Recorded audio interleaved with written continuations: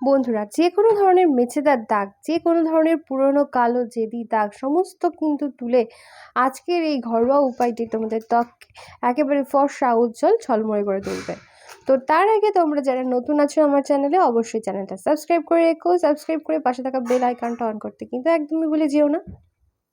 এই রেমেডিটা বানানোর জন্য দেখো, প্রথমেই নিয়ে নিচ্ছি আমি 1 চামচ পরিমাণে টক দই। আজকের কিন্তু মূল উপাদান হচ্ছে টক দই। কারণ কি, টক দইয়ের মধ্যে রয়েছে ব্লিচিং প্রপার্টিস, যা কিন্তু ত্বককে ন্যাচারালভাবে ফর্সা করে, ত্বকের উপরে জমে থাকা কালো দাগ ছোপ দূর করে এবং আমাদের ত্বকের উপরে যে মৃত কোষের স্তর থাকে সেগুলোকে সম্পূর্ণভাবে পরিষ্কার করে ফেলে কিন্তু আজকের এই টক দই। টক দইয়ের সাথে এখানে মিশিয়ে দিচ্ছি 1/2 চামচ পরিমাণে বেসনের গুঁড়ো। হ্যাঁ বন্ধুরা, বেসন কিন্তু আমাদের ত্বকের ফর্সা উজ্জ্বল করে এবং তার সাথে সাথে একটা ন্যাচারাল ক্লিনজার হচ্ছে বেসন।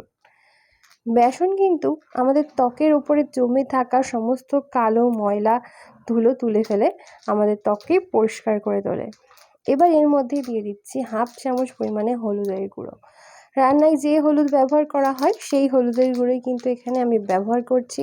এটা কিন্তু আমাদের ত্বকের জন্য অ্যান্টিব্যাকটেরিয়াল গুণে ভরা। এরপর এর মধ্যে মিশিয়ে দিতে হবে নারকেল তেল। নারকেল তেল আমাদের ত্বককে ডিপ কন্ডিশনিং করে, ত্বকের রুক্ষতা শুষ্কতা দূর করে, ত্বকের উপরে থাকা ট্যানিং দূর করতে সাহায্য করে। সান ট্যানের কারণে যে আমাদের ত্বক অনেক সময় কালো হয়ে যায়, সেই কালো দাগ কালো ভাব দূর করে কিন্তু নারকেল তেল। এবার সমস্ত উপাদানকে খুব ভালোভাবে একসাথে মিশিয়ে নিলেই কিন্তু আমাদের আজকের এই কার্যকরী রেমেডিটা তৈরি হয়ে যাবে। এবার এটাকে মুখে লাগিয়ে রেখে দিতে হবে অন্তত 15 মিনিট।